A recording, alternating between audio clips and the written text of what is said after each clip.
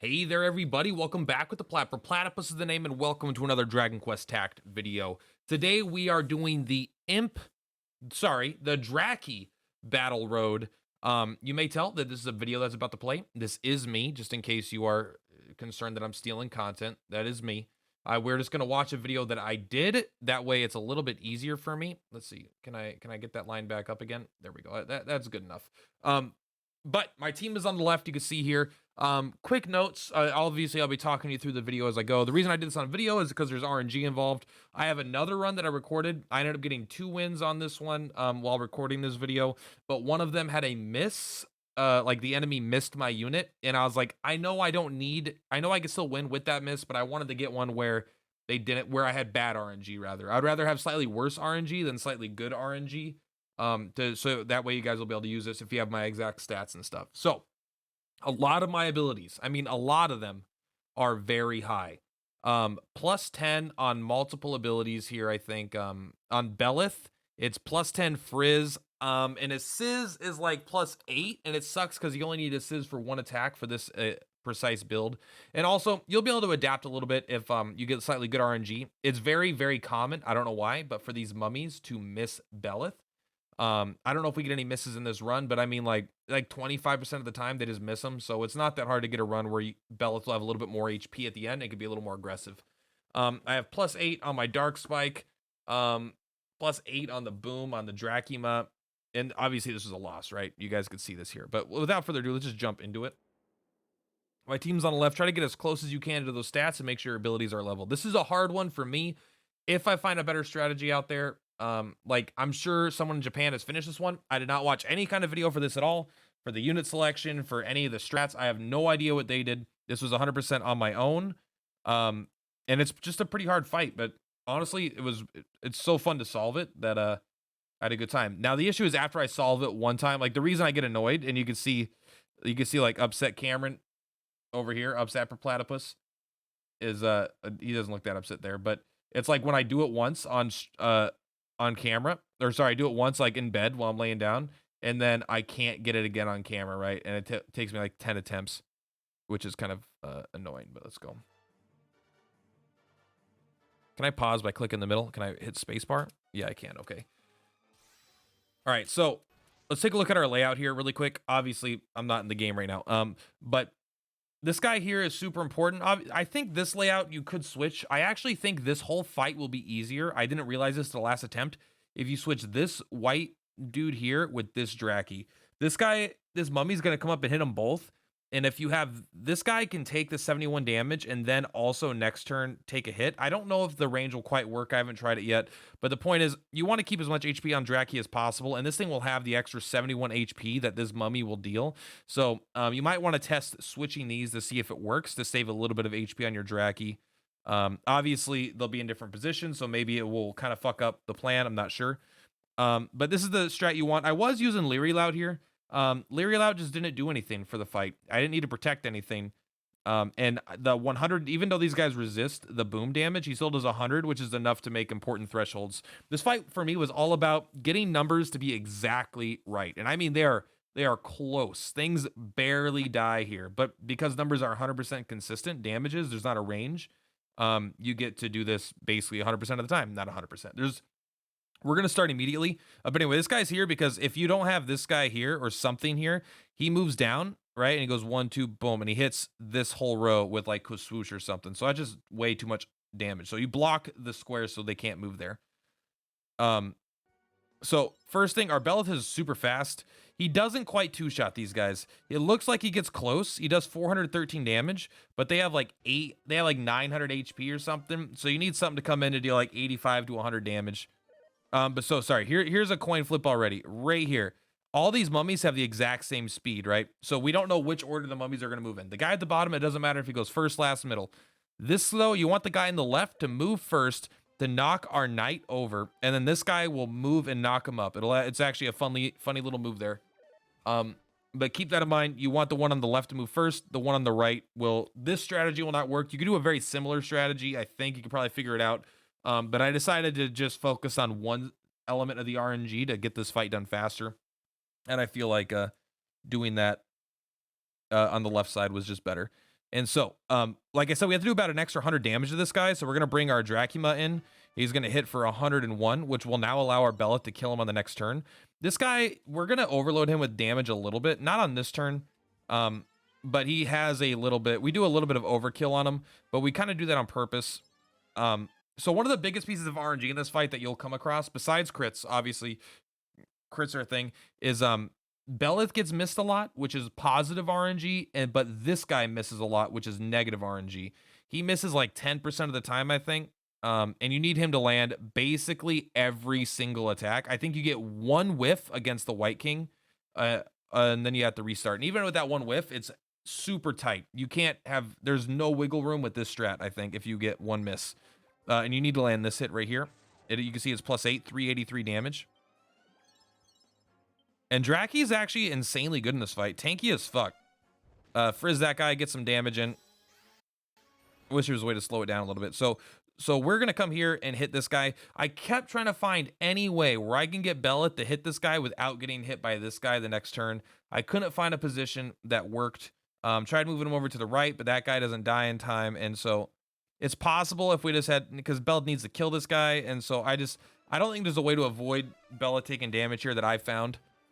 So it's fine because he has the tankiness, but if you have a way to deal, if you have a way to save that HP, that's good. So this guy will always come down and boulder toss. They kind of switch. They go from pushing to boulder tossing to pushing to boulder tossing. So the first turn they push, the second turn they boulder toss. The next turn we already know that they're going to push again, which is 71 damage. So I already know that this guy would survive a push, but this guy's going to die, so it doesn't matter. But the point is that first push that they did in the first turn that hit both of our Drackies, this thing could have taken and lived, which is why I'm saying that you could have moved over here and probably saved the HP on the Dracky, which does become important. We bring Drachima to get his second and final attack in, and then we bring down this character to get their second and final attack in. They are now done with this fight. They are just here to help clean that stuff up. We actually get this guy low enough where you can use Sunder here. If you don't want to level up Seer at all, you can get it with the melee strike, but I like the positioning for this more. Now, I think this is a bad move that I do right here. This move is ugly. There's no reason to move here as opposed to stay where I was, right? It just doesn't serve a purpose. If you stay where you are, you're safer. All this does is get more damage on your team, but it also doesn't matter. If you stay if you keep the Dracky right here, this guy's still going to hit the Dracky, and this guy's never in danger of dying ever. So it doesn't really change anything, but there's a chance that this guy gets some RNG. I don't know. I've never had him not attack the Belith, but he might go up, and if he does, that would be a game over, I think, for this strat. Dracky would lose too much HP. But see, he gets free damage on our Knight Errant here, but I don't think it really matters. So he blows away 71 damage. Yeah, I've done this fight a lot. I spent like 6 hours doing this fight. So if this guide helps you, it'd be awesome if you share it around. It takes a lot of time for me to make these guides and a lot of resources. I promise I didn't already have Belith at +10 skills. I didn't have Dracky with +9 frizz. All right, this is to make the strat work. These guys just stay here for the rest of the fight. They don't do anything unless we have to move him to safety. This guy has 3 movement. He's going to come up here. So you need to land these hits. I think you get 1 miss. So this is actually not super important at this stage of the fight, but it could be. Basically, you can hit him from here or here, right? It doesn't really matter. You can kind of have a little flexibility here. If you move Dracky up to here, the square up here, he's going to take a step back and then attack, right? And so you can kind of push him into a corner. But you got to be careful because when Dracky gets low, so how much damage does this guy do here? I don't know how much he's going to do to Dracky, but he does like 85 or something. And then he'll do 115 with like his big swoosh. But if you move Dracky here and Dracky gets a little bit too low, he's just going to walk over and melee Dracky in the face and kill him at like 190 damage or something. So keeping Dracky back here keeps him safe out of melee range. Belith isn't going to be doing anything. But the reason we have the Knight Errant here is typically he won't do it, but he can. If we have, there's sometimes I've had positioning where I'm here instead. But he can get down and attack Belith, but here he can't. He's being blocked by the Knight Errant. The Knight Errant is keeping this unit back all the time, only able to attack Dracky, and he's not going to move back. He's just going to stand still, which I actually prefer him standing still at this phase because it gives us time to move our Belith into position. Belith will get one shot. This is actually a great opportunity, though.